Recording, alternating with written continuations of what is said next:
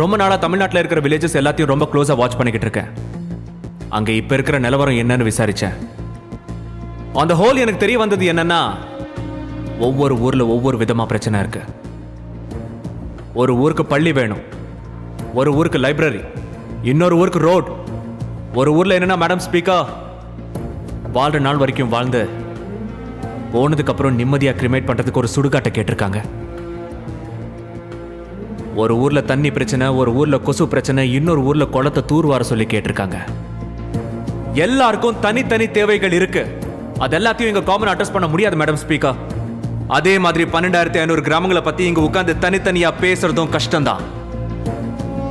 அரசியல் அறிஞர்களும் மேதாவிகளோடையும் டிஸ்கஸ் பண்ணி ஒரு சிம்பிள் சொல்யூஷனுக்கு வந்திருக்கேன்.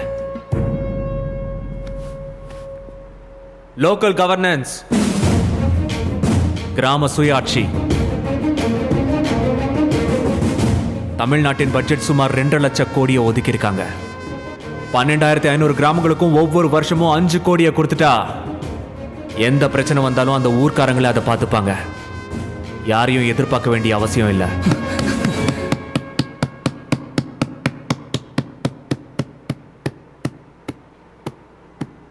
எந்த கிராமத்துல பிரச்சனையோ அந்த கிராமத்து மக்கள் எல்லாம் ஒன்னா உட்கார்ந்து விவாதிச்சு ஒரே முடிவு எடுத்தாங்கன்னா உடனே அவங்க நிதியை வச்சே சால்வ் பண்ணிக்கலாம். முதலமைச்சர் அவர்களே, அவங்க பணத்தை அவங்க கிட்டே கொடுத்துட்டா நாம எல்லாரும் எப்படி பழைக்கிறது? சோத்துக்கு சுண்டல் தான் விற்கணும். எலெக்ஷனுக்கு வேற பணத்தை கொடுத்துக்கிறோம், இப்ப வேற பணத்தை கொடுன்றீங்க. இந்த ஸ்கீம் எனக்கு பிடிக்கல சார். தம்பி தாசரதி, கொஞ்ச நேரம் கேமராவை ஆஃப் பண்ணு. வயிற்றுச்சல்ல வாயிலிருந்து பச்சை பச்சையா வந்துடும் சார். ஏதாவது பிரச்சனைனா அவங்க தான் நம்ம கிட்ட வந்து கத்தணும். ஏன்னா அவங்க மக்கள், நாம அரசியல்வாதிங்க. அதை முதல்ல நீங்க புரிஞ்சுங்க. இங்க இருந்து அந்த கிராமங்கள் ரொம்ப தூரம் இருக்கு சார். அவங்க எவ்வளவு கத்தினாலும் நம்ம காதுக்கு கேட்காது, நம்ம கண்ணுக்கு தெரியாது. சார், இது அநியாயம் சார். ஒரு கிராமத்துக்கு 5 கோடி கொடுத்தா எப்படி சார் அரசாங்கத்தை நடத்துறது? 12,500 கிராமங்களுக்கு ஆளுக்கு 5 கோடி கொடுத்தா 6,25,000 கோடி ஆகுது. வில்லேஜஸ் எல்லாம் கவர் ஆயிடும். மீதி இருக்கிற பாதி பட்ஜெட்ல ரொம்ப நல்லா ஸ்டேட்டை ரன் பண்ண முடியும். ஐயா, சட்டத்தையும் அரசியல் அமைப்பையும் மாத்திரலாங்கிறீங்களா? இப்ப வரைக்கும் அதை யாரும் செஞ்சது கிடையாது. அவங்க எல்லாம் என்ன பைத்தியக்காரங்க? நாம எல்லாரும் இங்கேயே உட்கார்ந்துதான் தான் அந்த யோசனை யாருக்கும் வரல சார். 70 வருஷமா அந்த கிராமங்களும் அப்படியே இருக்கு, அவங்க வாழ்க்கையும் அப்படியே இருக்கு. இவங்க வந்தா செய்வாங்க, அவங்க வந்தா செய்வாங்கன்னு ஓட்ட போட்டு எதிர்பார்க்கறது தான் மிச்சம். அவங்க நிலைமை மாறவே இல்லை. அப்படின்னா ஒவ்வொரு கிராமத்துக்கும் 5 கோடியை கொடுத்துட்டு நீங்களே எல்லாத்தையும் பாத்துக்கங்க, ஆனா என்ன ஆளை விட்டுருங்கடா சாமின்னு சொல்ற மாதிரி இருக்கு சார் நீங்க பேசுறது. என்ன தலைவர் சார் நீங்க? தலைவனே இல்லாம ஒரு நல்லாட்சி அமைக்கிறது தான் ஒரு நல்ல தலைவனுக்கு அழகுங்கிறது ஒரு மகானோட வாக்கு. I strongly believe that and I'm trying to make it happen. அவை தலைவரே, இது 100க்கு 100% முட்டாள்தனமான விஷயம். மாநிலத்தோட எதிர்காலத்தையே கேள்விக்குறியாக்குற இந்த தீர்மானத்தை நான் வன்மையா எதிர்த்து வெளிநடப்பு செய்யறேன். வாங்க எல்லாரும்.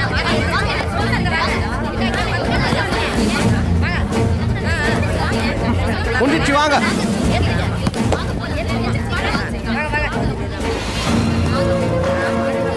வர வாரம் பட்ஜெட்ல இந்த திருத்தத்தை கொண்டு வர போறேன். யாருக்கு இஷ்டம் இருந்தாலும் இல்லாம போனாலும் இந்த வருஷத்துல இருந்து எல்லா கிராமத்திலையும் கிராம சுயாட்சி திட்டம் அமலுக்கு வரும். தமிழ்நாட்டின் அரசியல் வரலாற்றில் மேலும் ஒரு திருப்பம். அனைத்து கிராமத்திற்கும் கிராம தன்னாட்சி திட்டத்தின் கீழ் ஒவ்வொரு வருடமும் 5 கோடி ரூபாய் நிதி வழங்கப்படும் என்று முதலமைச்சர் பரத் புதிய சட்டத்தை அமல்படுத்தியுள்ளார். இப்ப நம்ம கிராமத்துக்கு கொடுத்திருக்கிற 5 கோடி ரூபாய நாம எதுக்கெல்லாம் பயன்படுத்திக்க போறோங்கிறத பத்தி நாமளே முடிவு பண்ணிக்கலாம். நாளைக்கு நாம எல்லாருமா சேர்ந்து கோவில்ல உட்கார்ந்து முதல்ல என்னென்ன தேவைகள் இருக்குன்னு பேசி முடிச்சிட்டா உடனே வேலையை ஆரம்பிக்கலாம். 5 கோடி ரூபாய் சான்சனா இருக்கு. நம்ம கிராமத்துக்கு என்னென்ன பிரச்சனை இருக்குன்னு பேசி முடிவு எடுத்திருக்கோம். முதல்ல வறண்டு கிடக்கிற நம்ம குளத்தை தூர்வாரணும். ரெண்டாவதா நம்ம ஸ்கூலுக்கு பக்கத்துல 10 கம்ப்யூட்டர் வாங்கி இன்டர்நெட் சென்டர் ஆரம்பிக்க போறோம். கம்ப்யூட்டர்ல எதுக்கு இஷ்டம்யா? நாங்க எல்லாரும் கூடி பேசி முடிவு எடுத்திருக்கோம். நீ டீயை சாப்பிட்டு கிளம்பு.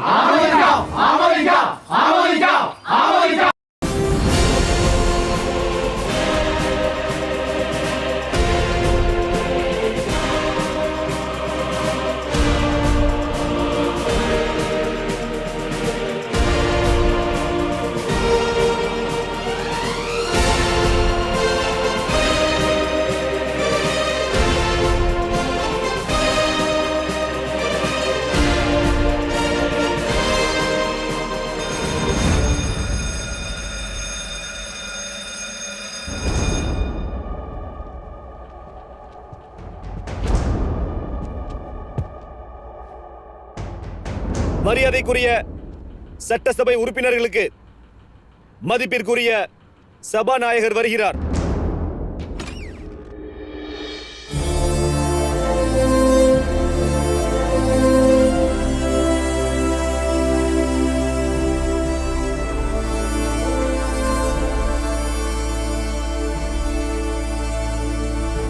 The right to recall.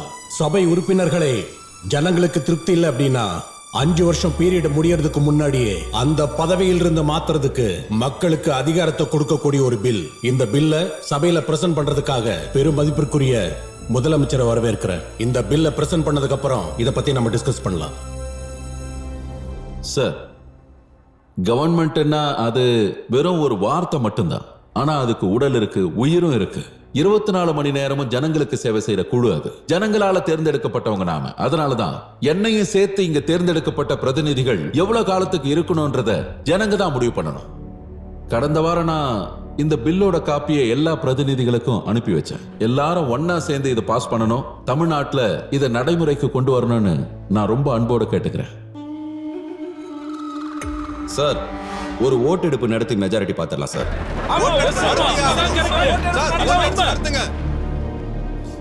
ஆட்சி நடத்துறது எங்க கட்சிங்கிறதையும் அங்க இருக்கிறவங்க எங்களோட எதிர்கட்சிங்கிறதையும் மதிப்பிற்குரிய எதிர்கட்சி தலைவர் கொஞ்ச நேரத்துக்கு மறந்தா நல்லா இருக்கும். அப்பதான் நாம ஒன்னா நின்னு இதை பாஸ் பண்ண முடியும். எதிர்கால தலைமுறைக்காக நாம நல்லது செஞ்சு வச்சுட்டு போவோம். சார், மத்த எந்த ஒரு ஸ்டேட்லயும் மத்த எந்த ஒரு கவர்மெண்ட்டும் இப்படி ஒரு பில்ல சட்டசபையில பிரசன்ட் பண்ணதே இல்ல. அதனால கண்ணை மூடிக்கிட்டு இதை பாஸ் பண்றதுக்கு நாங்க யாரும் தயாரா இல்ல சார். அதனால நீங்க ஓட்டெடுப்புக்கு அனுமதி தரணும்.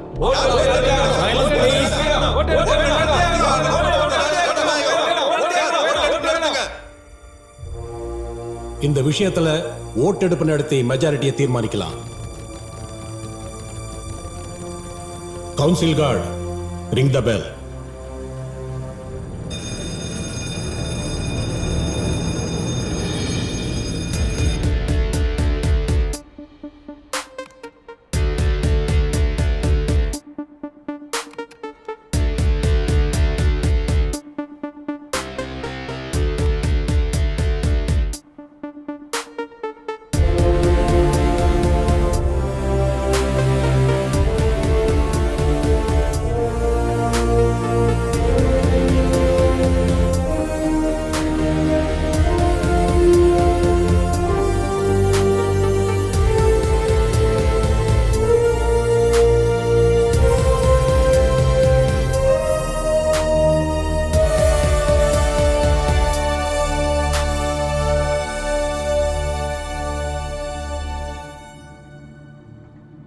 பேரு இந்த பில்லுக்கு சாதகமாகவும் ஒருத்தர் மட்டும் மறைமுகமா ஆதரவு தெரிவிச்சு ஓட்டு போட்டிருக்காங்க.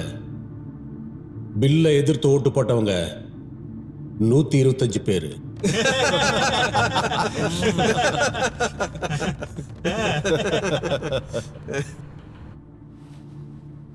இந்த பில்லை கேன்சல் பண்ண சொல்லி ஆர்டர் பண்றேன்.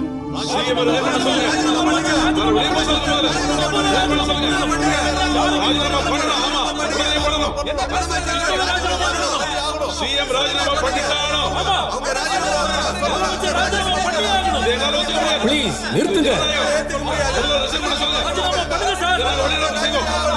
நிறுத்துங்க, சொன்னா கேளுங்க. எல்லாரும் முதல்ல சீட்ல உட்காருங்க, உட்காருங்க. எல்லாரும் அவங்க சீட்ல போய் உட்காருங்கன்னு சொல்றேன்ல. சைலன்ஸ். சார், ஜனங்களா தேர்ந்தெடுத்த தலைவர்களை அந்த ஜனங்களை வச்சு வெளியே அனுப்புறது ரொம்ப சீப்பான ஒரு தந்திரம். அதுவும் ஃபிளாப் ஆயிடுச்சு. இந்த நாட்டில் இருக்கிற அரசியல்வாதிகள் எல்லாரும் திருட்டு பசங்க, கொள்ளக்காரங்கன்ற நினைப்ப மக்களோட மனசுல ஏற்படுத்தி தன்னோட சொந்த எதிர்காலத்தை தக்க வச்சுக்கத்தான் இந்த சட்டசபையில இருக்கிற மாண்புமிகு சிஎம் முயற்சி பண்ணிக்கிட்டு இருக்காரு. இப்போ இன்னைக்கு இந்த இடத்திலேயே சிஎம் ராஜினாமா சார். வரலாறு காணாத ஒரு படுதோல்வி இன்னைக்கு சிஎம்க்கு ஏற்பட்டிருக்கு. நினைச்சாலே வெக்கமா இருக்கு சார். இதுல ராஜினாமாவை தவிர வேற என்ன எதிர்பார்க்க முடியும் சொல்லுங்க. இனி ஒரு நிமிஷம் கூட முதலமைச்சருக்கு அந்த சேர்ல உட்கார்ந்து இருக்கிறதுக்கு உரிமை கிடையாது. முதலமைச்சரை ராஜினாமா பண்ண சொல்லுங்க. முதலமைச்சரை ராஜினாமா பண்ண சொல்லுங்க. முதலமைச்சரை ராஜினாமா பண்ண சார், இது ஒன்றும் மணி பில் இல்ல. இதுக்காக இவங்க ராஜினாமா கத்துறதுக்கு எந்த அவசியம் இல்லை சார்.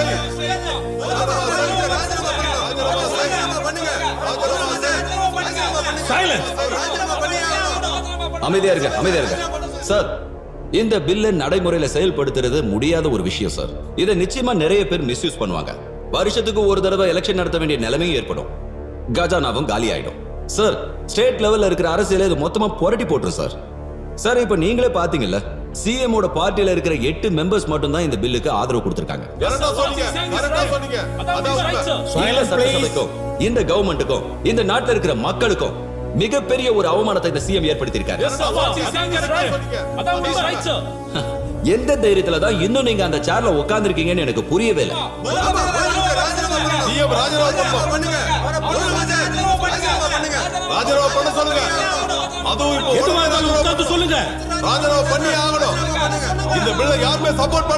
தயவு செஞ்சு அவங்க சீட்ல உட்காருங்க.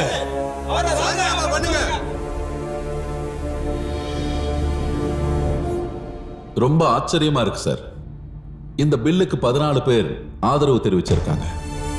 இந்த பில்லு கண்டிப்பா பாஸ் ஆகாதுன்னு நல்லா தெரிஞ்சுதான் சார் இந்த பில்லை இங்க பிரசன்ட் பண்ண. எனக்கு நல்லாவே தெரியும் இத பிரசன்ட் பண்ண என்ன. இந்த மாதிரி சாக்கு போக்கு சொல்லி தப்பிக்கிறது நல்லா இல்ல. படுதோல்வி அடைஞ்சதுக்கு அப்புறம் அதை நியாயப்படுத்தி தப்பிக்கிறதுக்கான வழிதான் இது.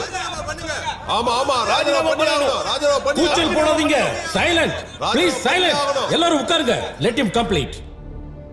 ஒருவேளை இந்த பில்லை நாம பாஸ் பண்ணி இருந்தோம்னா இங்க கூடி இருக்கிற எம்எல்ஏக்கள்ல எத்தனை பேர் அவங்க பதவியில நீடிக்க முடியும்னு மதிப்பிற்குரிய எம்எல்ஏவால சொல்ல முடியுமா? 14 பேர் தான். அந்த எண்ணிக்கையும் எனக்கு முன்னாடியே தெரியும். காலேஜ் ஸ்டூடெண்ட்ஸ் வச்சு நான் நடத்தின ஒரு சர்வே இது. காலேஜ் ஸ்டூடெண்ட்ஸா? ஜனங்களோட பரிபூர்ண ஆதரவு பெற்ற எம்எல்ஏக்களோட எண்ணிக்கை அதுவும் 14 தான். அவங்க மட்டும்தான் இப்ப இந்த பில்லுக்கு இங்க ஆதரவு தெரிவிச்சிருக்காங்க. இதையே நான் சபையில பிரசன்ட் பண்றேன். தமிழ்நாட்டுல தேர்ந்தெடுக்கப்பட்ட எம்எல்ஏக்கள்ல ஜனங்க நம்பிக்கையை பெற்றவங்க வெறும் 14 பேர் தான். சார், எந்த சர்வே பத்தி முதலமைச்சர் இங்க பேசிட்டு இருக்காருன்னு எனக்கு தெரியல. நாங்க யாரும் இப்படி ஒரு சர்வே பத்தி கேள்விப்பட்டதே இல்ல. அது மட்டும் இல்ல, காலேஜ் பசங்களை வச்சு இப்படி ஒரு சர்வே எடுக்க வேண்டிய அவசியமே இல்லையே. யார் ஏமாத்த பாக்குறீங்க? Silence, silence. சொல்றது கேளுங்க. முதல்ல சீட்ல உட்காருங்க. சார், கொஞ்ச நேரத்துக்கு முன்னாடி எதிர்க்கட்சி தலைவர் சொன்னாரு, இப்ப இந்த பில்லை இங்க பாஸ் பண்ணோம்னா வருஷா வருஷம் எலெக்ஷன் நடத்த வேண்டி வரும், அரசாங்க கஜானா காலி ஆயிடும்னாரு. உண்மையை சொல்லணும்னா நம்ம எதிர்க்கட்சி தலைவர் அப்படி ஒரு வார்த்தையை சொன்னது மூலமா இந்த பில்லை மறைமுகமா ஆதரிக்கிறாருன்னு தானே அர்த்தம். இந்த பில்லை நாம இங்க பாஸ் பண்ணோம்னா பிரதிநிதிகள் அவங்க வேலையை ஆத்மார்த்தமாவும் சிறப்பான முறையிலையும் செய்வாங்க. அவங்களுக்கு கிடைச்ச பதவியை தக்க வச்சுக்க முயற்சி பண்ணுவாங்க. எலெக்ஷன் நடத்த வேண்டிய அவசியமும் இருக்காது, கஜானாவும் காலி ஆகாது. ஜனங்க அவங்களுக்கு பிரியமான அருமையான தலைவர்களை மாத்தவும் முயற்சி பண்ண மாட்டாங்க. சார், இங்க பயங்கர புரட்சி ஏற்படுத்தவோ இங்க இருக்கிற ரொம்ப நேர்மையான அரசியல்வாதி நான் தான் நிரூபிக்க முயற்சி பண்ணல. அதுக்காக இதை பிரசன்ட் பண்ணல. இந்த சட்டசபை படிக்கட்டுகளை நாம எப்படி தாண்டி வந்தோம்? நாம இப்போ உட்கார்ந்து இருக்கிற சீட்டுக்கு நாம எப்படி தகுதியானவங்கள ஆனோம்? அதை பத்தி யாராவது யோசிச்சிருக்கீங்களா? அதுக்கு காரணம் நமக்கு ஓட்டு போட்ட மக்கள் தான். தேர்ந்தெடுக்கப்பட்டிருக்கிற நாம எல்லாருமே மக்களுக்கு சேவை செய்ய தான் கடமைப்பட்டிருக்கோம். மக்களோட முக்கியத்துவத்தை புரிஞ்சு நடந்துக்கணும். சார், அதிகாரம்ன்றது யாரையும் ஊழல் செய்ய அனுமதிக்கிறது இல்ல. மனுஷங்க தான் தன்னோட அதிகாரத்தை துஷ்பிரயோகம் பண்றாங்க. உங்களோட ஒரே ஒரு சைன் போதும் ஏராளமான நல்ல காரியங்களை செய்யும். அதே மாதிரி தான் கெட்ட காரியங்களையும் செய்யும். மனசாட்சிக்கு விரோதமான ஒரு காரியத்தை செய்யும் போதோ இல்ல அப்படி ஒரு எண்ணம் தோணும் போதோ தன்னோட கைவிரல்ல மைய பூசிக்கிட்டு நம்மள ஓட் பண்ணி தேர்ந்தெடுத்த ஜனங்களை கொஞ்சம் யோசிச்சு பாருங்க. சார், இங்க இருக்கிற நாங்க எல்லாருமே ஜனங்க ஓட்டு போட்டு தேர்ந்தெடுக்கப்பட்டவங்க தான். அதனால நான் என்ன சொல்றேன்னா, சட்டசபையில வேணும் வேணான்னு முடிவு பண்ண அரசியல் அமைப்பு சட்டங்கள் எங்களுக்கும் உரிமைகள் கொடுத்திருக்கு. அதை தான் நாங்க பண்றோம். இங்க இருக்கிற எல்லாரும், நாங்க எல்லாரும் வேண்டா வெறுப்போட ஒதுக்கி தள்ளின ஒரு பில்ல திரும்ப திரும்ப நியாயப்படுத்த முயற்சி பண்ணி முதலமைச்சர் கேலிக்குரியவர் ஆயிட்டாரு. சார், இது ஒரு கேலரிக்கான விளையாட்டு மாதிரி இருக்கு சார். என்ன சார் இது? சார், மதிப்பிற்குரிய எதிர்க்கட்சி தலைவருக்கு ஒரு விஷயம் தெரியல. சாதாரணமானவங்களுக்கான இடம் தான் கேலரி. அதனாலதான் அவங்களுக்காக மட்டும்தான் நான் இதை செய்யறேன். ஆனா நம்மளோட கேலரி எங்க இருக்குன்னு யாராவது கவனிச்சிங்களா? அதோ நாம உட்கார்ந்து இருக்கிற இடத்தை விட ரொம்ப உயரத்துல உட்கார்ந்துருக்காங்க. சார், இந்த சிஎம் என்னென்னமோ சொல்லிட்டு இருக்காரு சார்.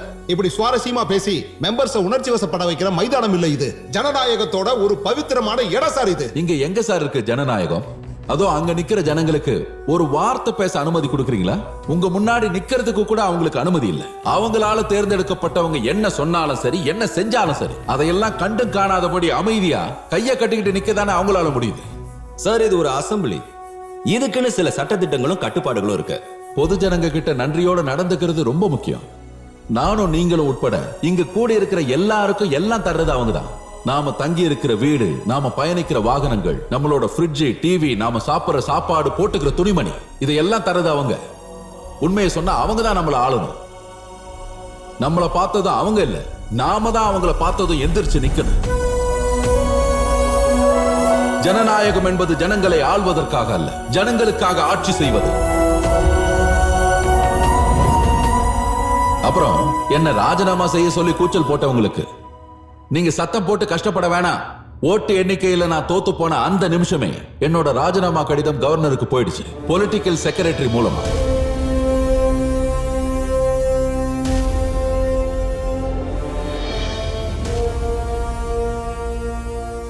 சார், உங்க அனுமதியோட நான் இங்க 2 வார்த்தை பேச விரும்புறேன். ப்ரொசீட்.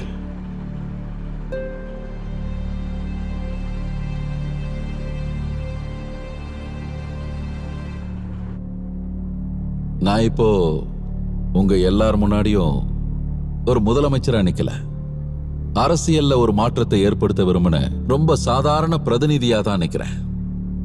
இப்போ இதை ஆரம்பிச்சு வச்சிருக்கேன், அவ்வளவுதான். ஆனா எனக்கு அப்புறம் வர 2ஆவதோ 5ஆவதோ 7ஆவதோ இல்ல 10ஆவது முதலமைச்சர் ஒருவேளை இதை செயல்படுத்துவார் நம்புறேன். நான் இதை ஆரம்பிச்சிருக்கேன், அவ்வளவுதான். இது நடக்கும்ன்ற நம்பிக்கையோட நான் பதவி விலகிறேன்.